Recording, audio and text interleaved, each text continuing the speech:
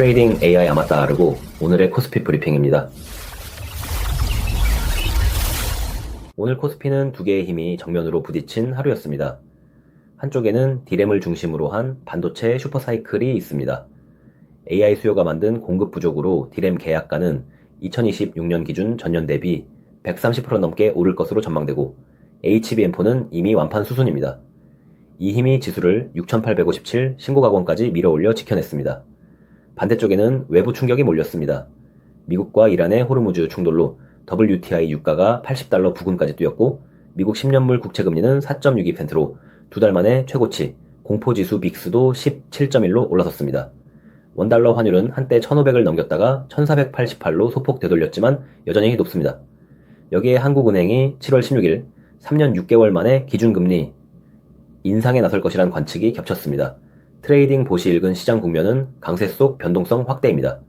반도체와 구리가 상방을 받치지만 유가와 금리, 환율, 변동성이 동시에 악재로 점등된 상황입니다.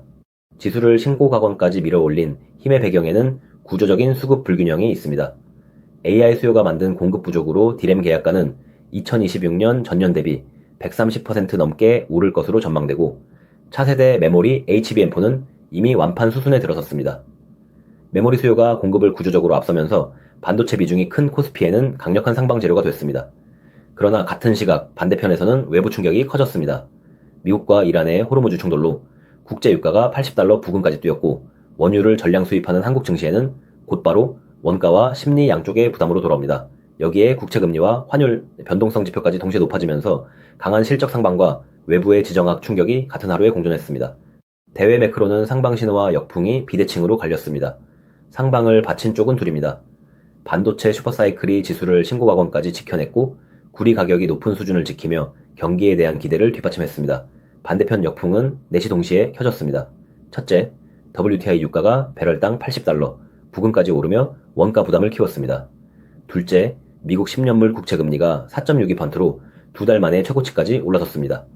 셋째, 원달러 환율이 한때 1,500을 넘겼다가 1,488로 되돌렸지만 여전히 높은 수준입니다.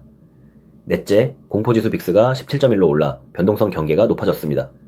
트레이딩 봇은 이 국면을 반도체와 구리가 상방을 받치는 가운데 유가와 금리, 환율, 변동성이 동시에 흔드는 강세 속 변동성 확대 레짐으로 읽었습니다. 특히 국내 증시는 이런 외생 변동에 민감하게 증폭 반응하는 특성이 있어 방향은 소폭 위쪽이어도 흔들림은 큰 구간으로 판단됐습니다. 업종별 지형은 우호와 악재로 뚜렷하게 갈렸습니다. 우호적인 쪽은 반도체와 바이오였습니다. 반도체는 HBM4와 디램 슈퍼사이클이라는 구조적 실적 재료가 그대로 상방으로 작용했고 바이오도 상대적으로 우호적인 흐름으로 분류됐습니다. 반대로 악재로 분류된 업종은 셋입니다. 먼저 2차전지는 한국계 실적 부진에 더해 중국계의 점유율 확대와 히토류 통제가 겹치며 부담이 커졌습니다. 화학은 글로벌 공급 과잉과 마진 압박이 구조적으로 자리 잡았고 자동차는 미국 관세 부담이 이어지는 가운데 유가 급등이 원가를 다시 압박하며 악재로 분류됐습니다. 반도체와 바이오가 상방을 이끄는 사이 유가와 원계, 민감한 업종은 같은 하루에 반대 방향으로 눌린 셈입니다. 정식 판단 대상이었던 금융과 정유, 반도체 종목에서 트레이딩 봇은 신규 진입을 하지 않았습니다. 먼저 하나금융지주와 KB금융, 신한지주 같은 은행주는 이동평균 정배열과 기관 순매수, 맥티 상승으로 추세 자체는 우호적이었습니다. 그러나 RSI가 60주에서 77까지 올라와 과열을 가리켰고 무엇보다 52주 고정권에 있으면서도 시장 대비 상대 강도는 최저 수준이라 슈퍼사이클 랠리에서 소외된 채 고점만 높아진 상태로 읽혔습니다. 여기에 이튿날 금리 인상 이벤트가 대기 중이라 눌림을 확인하기 전 추격은 위험하다고 봤습니다. 정유주 S-오일은 추세는 살아있으나 RSI 70여개의 과매수에 고평가가 겹쳐 신규 매수를 정당화하기 어려웠습니다. 주성엔지니어링은 디램 계약가 수혜와 최상위 상대 강도라는 강점에도 극단적인 밸류에이션과 모멘텀 약화가 발목을 잡았습니다. 반대로 삼성전자와 삼성생명은 RSI가 각각 27과 18로 깊은 과매도 구간이라 반등 여지는 있었습니다.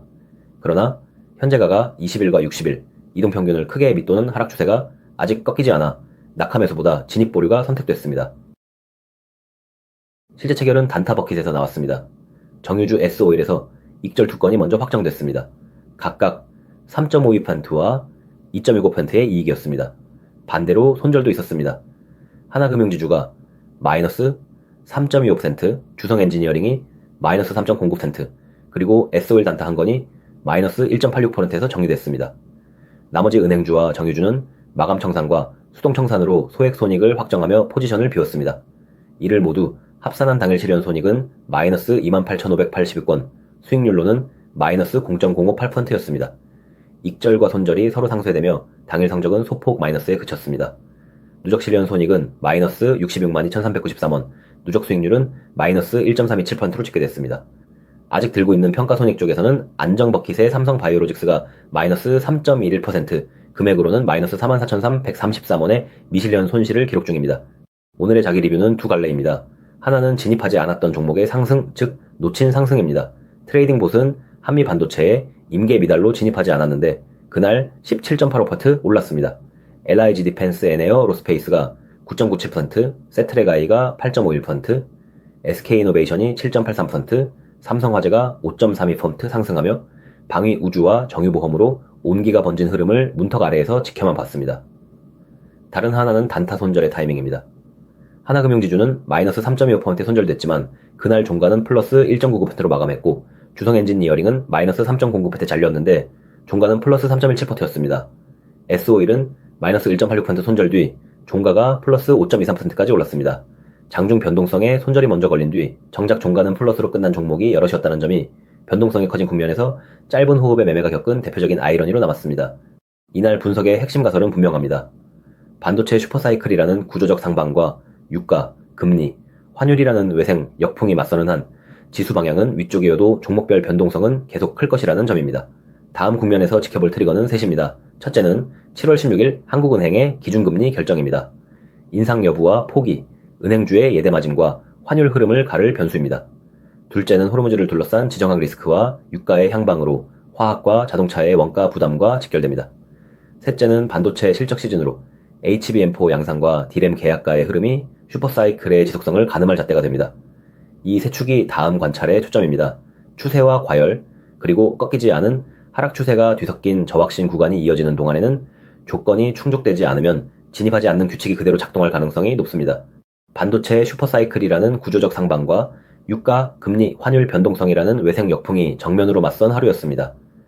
지수는 6,857 신고가권을 지켜냈지만 방향은 위쪽이어도 흔들림은 큰 강세 속 변동성 확대 국면이었습니다. 트레이딩 보순 과열과 고평가, 그리고 꺾이지 않은 하락 추세를 이유로 신규 편입을 하지 않았고 단태선은 익절과 손절이 상쇄되며 당일 실현 수익률은 마이너스 0.058%로 마감했습니다. 7월 16일 한국은행의 기준금리 결정, 호르무즈발 유가와 변동성, 그리고 HBM4와 D램 계약가의 흐름, 이 세 변수가 다음 방향을 결정합니다. 이 영상은 자동 매매 시스템의 시장 분석을 관찰해 기록한 정보이자 인사이트일 뿐 특정 종목의 매수나 매도를 권유하는 투자 자문이 아닙니다. 모든 투자의 책임은 투자자 본인에게 있습니다. 트레이딩 AI 아마따 아르고였습니다. 구독하고 매일 아침 시장을 받아보세요.